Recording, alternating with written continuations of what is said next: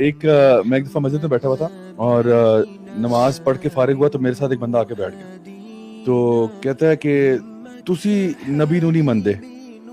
میں اس بندے کو نہیں جانتا, میرے ساتھ آ کے بیٹھ گیا, کہتا ہے تسی نبی نو نہیں مندے.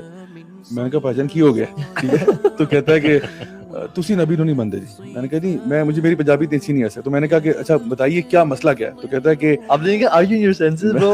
come on bro. تو میں نے کہا ہم نہیں مانتے, مطلب اتنا بڑا فتویٰ لگا دیا نبی کو نہیں مانتے. یار کیسی بات کر رہے ہو, یہ تو کفر کا فتویٰ ہے میرے اوپر کہ تم نبی کو نہیں مانتے یار.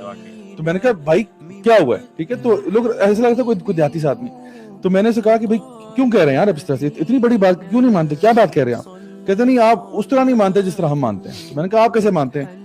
تو اس نے کہا کہ ہم تو کہتے ہیں کہ نا نبی سے دعا مانگی جاتی ہے, کہ نبی سے مانگی جاتی ہے, اور ان سے ہم دعا کرتے ہیں تو وہ دیتے ہیں, اللہ سے ڈائریکٹ نہیں مانگ سکتے. مطلب اس کی پوری بات کا خلاصہ بتا رہا ہوں کہ ہم نبی سے مانگتے ہیں تو اللہ دیتا ہے, ورنہ اللہ سے ڈائریکٹ نہیں مانگتے. میں نے کہا آپ اپنی بات پہلے مکمل کر لیں پھر میں آپ کو بتاتا ہوں. میں نے کہا دیکھو اللہ تعالیٰ قرآن مجید میں ارشاد فرماتے ہیں, قرآن مجید لے کے میں آ گیا, ٹھیک ہے. اللہ کے وہ شاید پڑھنا لکھنا اس کو نہیں آتا ہوگا, میں قرآن مجید لے کے آیا, میں نے سورۃ البقرہ کی آیت اس کو دکھائی. اللہ تعالیٰ فرماتے ہیں وَإِذَا سَأَلَكَ عِبَادِي عَنِّي فَإِنِّي قَرِيبٌ أُجِيبُ دَعْوَةَ الدَّاعِ إِذَا دَعَانِ فَلْيَسْتَجِيبُوا لِي وَلْيُؤْمِنُوا بِي. میں نے کہا یہاں پہ اللہ تعالیٰ فرما رہے ہیں کہ جب میرے بندے آپ سے میرے بارے میں پوچھیں, نبی کریم صلی اللہ علیہ وسلم کو کہہ رہے ہیں کہ جب میرے بندے آپ سے میرے بارے میں پوچھیں فَإِنِّي قَرِيب, میں بہت قریب ہوں ان کے, ٹھیک ہے. اللہ تعالیٰ کہہ رہا ہے, میں نہیں کہہ رہا. اللہ تعالیٰ فرما رہے ہیں اجیبوا دعوت الداعی اذا دعان, میں ان کی دعاؤں کو سنتا ہوں جب بھی مجھے وہ پکارتے ہیں. اللہ کہہ رہا ہے یہ قرآن مجید میں, اللہ کہہ رہا ہے میں ان کی دعاؤں کو سنتا ہوں جب بھی مجھے پکارتے ہیں.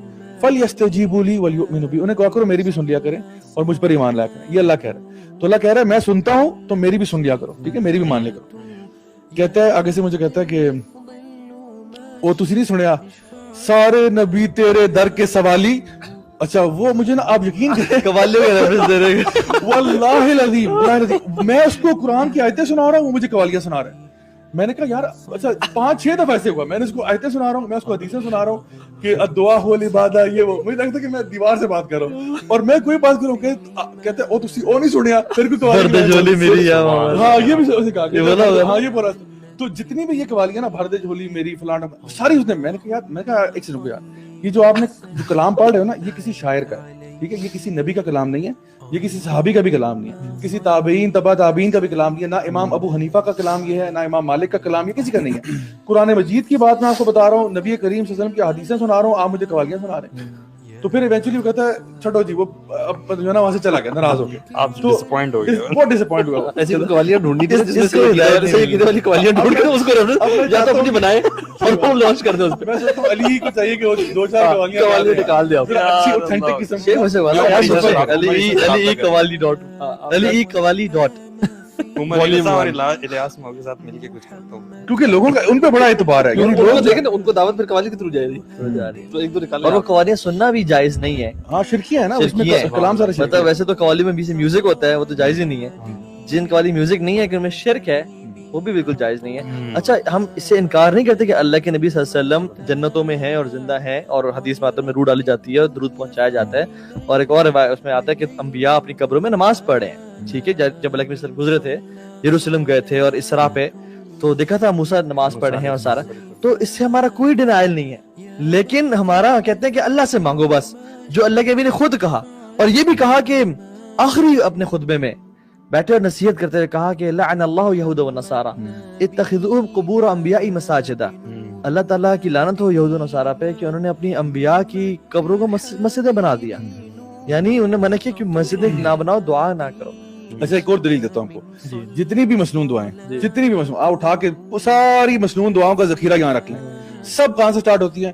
ربنا حب لنا من ازواجنا ربنا آتینا فی الدنیا اللہم انا, سب میں اللہم ربنا, سب دعاؤں میں یہی ہے.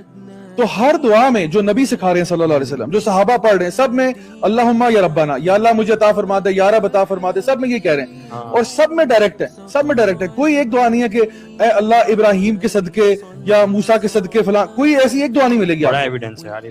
تو یہ سب سے بڑی دلیل آپ کے پاس یہ ہے کہ قرآن و حدیث کا ذخیرہ اٹھا کے دیکھیں, جتنی بھی دعائیں آپ کو ملیں گی وہ ساری یہی ہیں. تو پھر ہم نے کہاں سے یہ طریقہ نکالا؟ تو دیکھیں ہماری کسی سے کوئی دشمنی نہیں ہے. ہم یہ کہتے ہیں دیکھو ہم سارے مسلمان ہیں, ہم سارے اللہ کو مانتے ہیں, ہم سارے نبی کریم صلی اللہ علیہ وسلم کو مانتے ہیں, ہم قرآن مجید کو مانتے ہیں. ہم سب, ہمارے اندر کامن چیزیں بہت زیادہ ہیں, اور جو چیزیں ہمیں ڈس یونائٹ کرتی ہیں وہ بہت تھوڑی ہیں, ٹھیک ہے. اختلافات تھوڑے ہیں, کامنالٹیز بہت زیادہ اور بہت بڑی ہیں.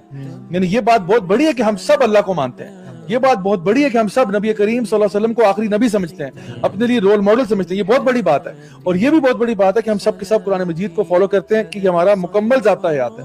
تو اب بجائے کہ انسان اپنے کسی جس گھر میں ہم پیدا ہو گئے اور وہاں پہ جو کچھ ہم سنتے آ رہے ہیں, کیا پتا ہمارے پیرنٹس نے غلط بتایا ہو.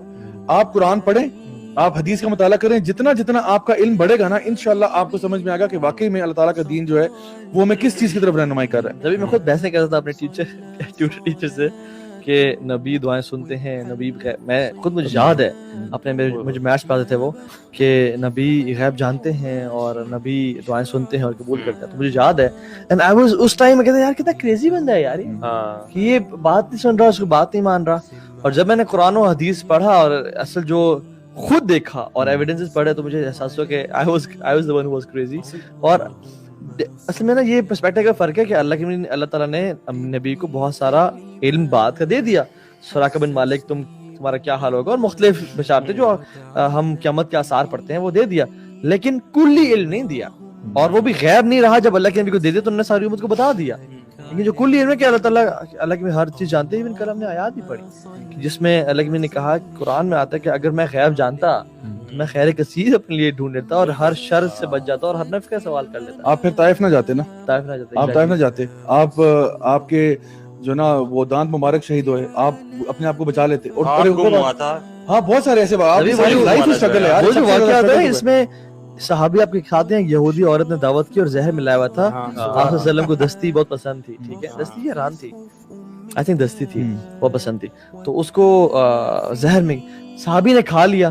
اللہ علیہ وسلم جب ڈالنے زبان پہ ٹچ ہوا تو جبریل آ گئے.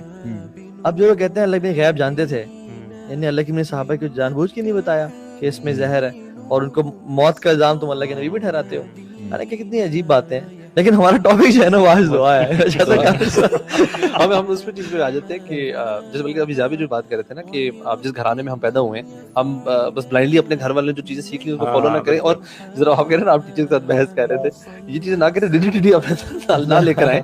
بیکاز آئی تھنک, اور ایک اور جو چیز, ایک میرے ٹیچر نے بڑی اچھی بات کی تھی, انہوں نے کہا تھا کہ یار اگر آپ صرف سنسیئرلی نا ہر نماز میں سورہ فاتحہ میں جو دعا کرتے ہیں نا, اہدنا الصراط المستقیم, دیٹس اے دعا, آپ یہ سنسیئرلی کرنا شروع کر دیں تو یہ جو ساری کنفیوژن ہے نا یہ انشاءاللہ آپ کی دور ہو جائیں گی. تو اپنے اندر سنسیئرٹی لے آئیں اور تھوڑی سی ریجیڈیٹی ختم کریں اور obviously علم کے اس پہ سفر پہ شروع ہو جائیں. جابر نے بات کیا دعا هو العبادہ, آپ جتنی عبادات دیکھ لیں ان کی جو کرکس اور کور ہے نا وہ دعا ہی تو ہے. بلکہ مخ العبادہ بھی آتا ہے, بیک بون ہے اس کے لیے ساری عبادات. عبادت کا ورڈ اور دعا کا ورڈ انٹرچینجبلی یوز ہوتا ہے قرآن میں. تو اٹس لائک مطلب اس کو انٹرچینجبلی اللہ تعالیٰ نے یوز کیا ان دا قرآن. آپ نماز میں دیکھ لیں دعا ہے, آپ حج میں دیکھ لیں, لیکن الحج عرفہ, یعنی حج عرفہ ہے.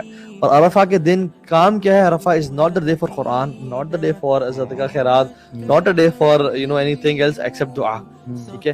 اور اس میں دعا کیا ہے, لا الہ الا اللہ وحدہ لا شریک لہ لہ الملک وله الحمد وهو على كل شيء قدیر. This is the best dua that our prophet and the انبیاء made.